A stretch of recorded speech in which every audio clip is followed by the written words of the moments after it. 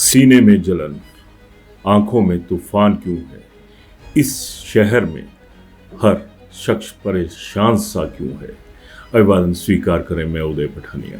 आज माहौल कुछ ऐसा बन गया है जिसमें ये सवाल उठ रहा है कि प्रदेश परेशान सा क्यों है।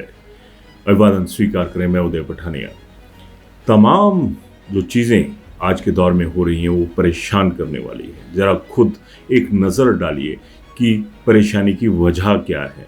अब देखिए, बिलासपुर में सवाल उठ रहा है कि छात्राएं परेशान क्यों हैं। पूरे प्रदेश में ये सवाल उठ रहा है कि यूथ असहज क्यों है। अब पिछले कल का एक और मसला है, हालांकि ये पुराना है, कि प्रदेश का पत्रकार परेशान क्यों है। मौत का शिकार हो चुके विमल नेगी का परिवार प्रताड़ित क्यों है।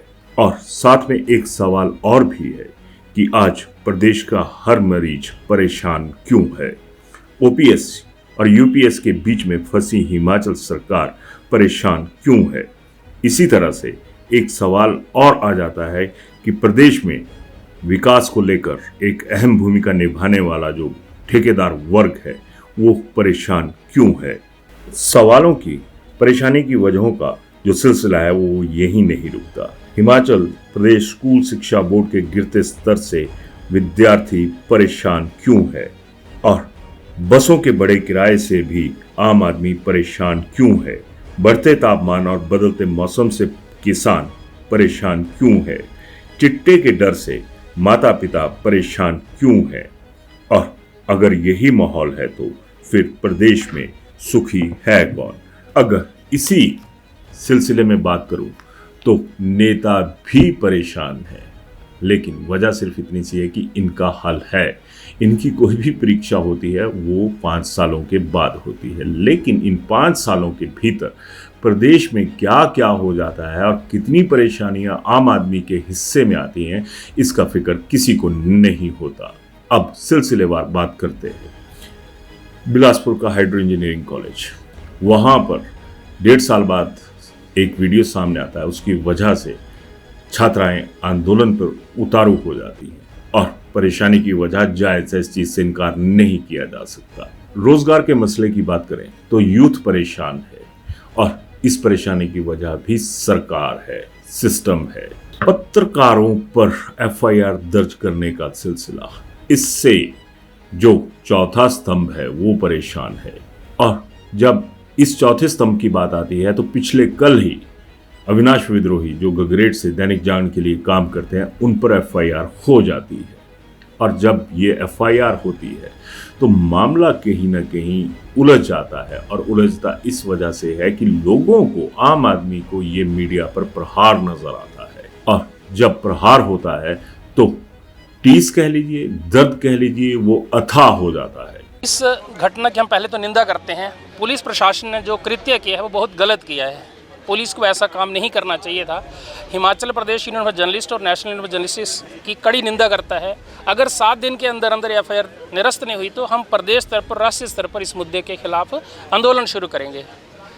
जी, पत्रकार ने दोनों पक्ष लिखे थे। हमने रात को सारी खबरें पढ़ी। पहले मामला संज्ञान में नहीं था, एकदम संज्ञान में आया। फिर हमने उसको पढ़ा तो उसमें देखा कि एक पक्ष नहीं था, दोनों पक्ष लिखे गए थे।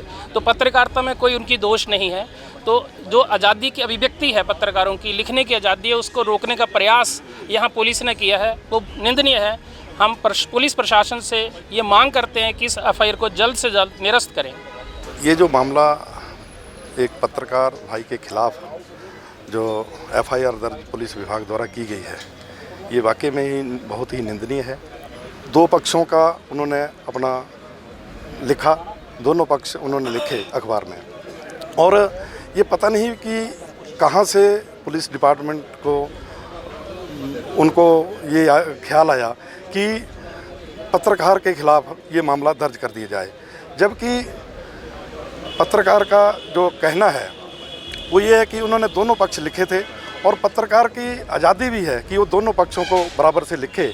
और पुलिस प्रशासन ने जो ये निंदनीय कार्य किया उसकी हम कड़ी निंदा करते हैं। और पुलिस विभाग और जिला प्रशासन से मैं उम्मीद करता हूँ कि ये जो इन्होंने एफआईआर दर्ज की है उसको आज ही के आज ही उसको निरस्त किया जाए। अब पत्रकारों की ही बात चली हुई है, तो यहाँ पर ये भी सवाल उठता है कि जो खबरें अविनाश विद्रोही ने की थी उनमें कोई भी ऐसी शब्दावली या ऐसा कुछ नहीं था जिससे एफआईआर दर्ज करने की नौबत आ जाती। लेकिन एफआईआर का प्रचलन शुरू हो चुका है, जो कि किसी भी तरीके से सहजता के साथ स्वीकार नहीं हो सकता। आज पूरे प्रदेश में जो पत्रकार लॉबी है, उसके अलावा जो आम आदमी है, उसका भी पारा 7वें आसमान पर है कि आखिर ये हो रहा है तो क्यों हो रहा है और इसको करवाने वाले कौन हैं। 2 महीने पहले जो इंजीनियर विमल नेगी जी थे, उनकी रहस्यमय परिस्थितियों में मौत हो जाती है। उनका परिवार चीखता है कि सीबीआई जांच करवाई जाए, वो भी परेशान। अब उसका नतीजा जो है उसको एक तरह से मुकाम तक पहुंचाने के लिए माननीय हाई कोर्ट को आगे आना पड़ा और उन्होंने सीबीआई जांच के आदेश दे दिए। अस्पतालों में हालात खराब है और इन हालात की वजह से हालत खराब हो चुकी है आम आदमी की। टाटा मेडिकल कॉलेज में एक्सरे मशीन्स जो है वो ठप पड़ी हुई है और ठप यहाँ पर नजर आ रही है सरकार और सिस्टम। फिर लोग कहाँ चीखें? दर्द से चीखें या दर्द के लिए जो लापरवाही हो रही है उसके दर्द से चीखें? इतने दर्द दिए जा रहे हैं कि उन्हें सहन करना मुश्किल होता जा रहा है। ओपीएस जिसके मुद्दे पर कांग्रेस को एक सफलता मिली थी, अब वो यूपीएस के सामने एक तरह से दुविधा में खड़ी हो गई है। अब कर्मचारियों को ये नहीं पता चल रहा है कि ओपीएस लें या फिर यूपीएस की तरफ जाएं। लेकिन सरकार की ये कहें कि एक प्रतिज्ञा है कि हम ओपीएस देकर रहेंगे, लेकिन उसकी वजह से क्या हो रहा है? केंद्र से जो मदद ऋणों के रूप में मिलती है, किसी और तरीके से मिलती है, वो मिलना बंद हो चुकी है और उसका खामियाजा जो है अब जो ठेकेदार है वो भुगत रहे हैं, क्योंकि उन्हें वो पेमेंट्स नहीं मिल रही जिसका उन्होंने काम किया था। जो ठेकेदार अपनी लेबर्स को पैसे देते थे, उन पैसों के साथ लेबर अपने बच्चों की पढ़ाई करती थी, अपना पेट पालती थी, उन बच्चों की फीस भरती थी। आज ठेकेदारों के बच्चों की जो फीस है वही उन्हें देना मुश्किल हो चुका है। प्रदेश की पुलिस जो है वो अलग अलग मुद्दों में फंसी हुई है। फंसी इसलिए कह रहा हूं क्योंकि इतने हालात खराब हो रहे हैं कि चिट्टे का जो व्यवसाय है, कथित घटिया बेहयाई का जो व्यवसाय है वो जारी है और उसका जो नतीजा है या जो खामियाजा है, नतीजा बच्चे भुगत रहे हैं, यूथ भुगत रहा है और उसका खामियाजा भुगत रहे हैं उनके पेरेंट्स। अब सवाल ये उठता है कि जब हर कोई परेशान है, फिर जो सुख है वो किसके खाते में आ रहा है? क्योंकि जब ऐसी चीज़ें होती हैं तो सवाल दर सवाल उठते चले जाते हैं। आज शिमला में जो शिमला के एसपी हैं संजीव गांधी, वो मीडिया के सामने आए, उन्होंने भी अपना दर्द सामने रख दिया और क्या क्या आरोप जो थे उन्होंने भी जड़ दिए। अब बात वही आ गई कि जब ऐसी चीज़ें होती चलेंगी तो फिर भरोसा किस पर करें?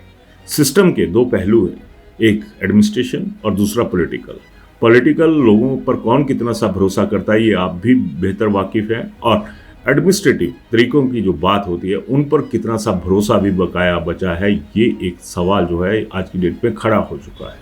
सोशल मीडिया पर अगर जिस तरह से कहते हैं कि सरकारें मैनेज करती हैं, तो सोशल मीडिया पर आम आदमी को मैनेज नहीं किया जा सकता। अब आरोप ये भी लगता है मीडिया के ऊपर कि आप आम आदमी की आवाज़ बुलंद नहीं करते हैं, तो हमें वहाँ पर आगे जाकर अपनी आवाज़ खुद सरकारों तक पहुँचानी पड़ती है। क्या कभी इन आवाज़ों के पीछे का जो एक कहें चिड़चिड़ापन है या फिर जो उसमें दर्द है उसको कोई सुनता है? बिल्कुल नहीं सुनता। जब ऐसी चीज़ें होंगी तो फिर हम किस समाज में रह रहे हैं और हमारे जो हुक्मरान हैं वो कौन से तरीके से राजकाज को संभाल रहे हैं? आज अफसर सामने आ गए, जुडिशरी ने भी पिछले कल ही आईना दिखा दिया कि ये जो कुछ भी हो रहा है ये सही नहीं है। आधिकारिक तौर पर इन चीज़ों की पुष्टि होती हुई नजर आ रही है, लेकिन आधिकारिक तौर पर क्या कभी किसी आदमी का दर्द सामने आया? क्या कभी किसी ने कुछ सोचा कि ऐसा भी हो सकता है? आम आदमी आज भी आत्महत्या के कगार पर नजर आता है। जो मेंटल फ्रस्ट्रेशन है वो सबसे ज़्यादा अहम रोल अदा कर रही है। फिर ये तमाम सुविधाएं, ये तमाम चीज़ें, ये तमाम वादे, ये तमाम सियासी इरादे कहाँ चले जाते हैं? क्या ये वादे और इरादे सिर्फ सत्ता हासिल करने के लिए होते हैं?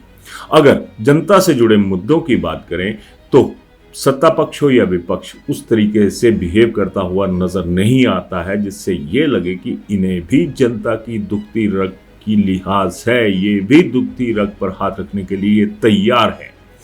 हाल ही में पिछले दिनों माननीयों का वेतन बढ़ा, सब कुछ हुआ और एक ने भी विरोध नहीं किया। अब सवाल ये भी है कि जब आम आदमी अपने न्यूनतम वेतन के लिए तरसता है, आम आदमी जब अपने हकों के लिए तरसता है, तो उसके लिए कौन जिम्मेदार है? कौन उनको ऐसे दर्द दे रहा है जिनसे ये लगे कि नहीं, ये लोग हमारे हैं? खैर, प्रदेश परेशान है। आप कितने से सुखी हैं या परेशानियों से कितना दूर हैं, जरूर बताइएगा और सच बताइएगा, क्योंकि सच बोलेंगे तो कदर होगी। ये मैं नहीं कह रहा, पूरी जो एक इतिहास है हमारा हिंदुस्तान का वो कहता है कि सत्य के साथ खड़े रहिए। हम लोगों को आदत पड़ी है अपने हुक्मरानों के साथ खड़ा होने की, अपने ऑफिसर्स के साथ खड़ा होने की। ये हमारे साथ कितने खड़ा होते हैं ये भी तय कर लीजिएगा। धन्यवाद।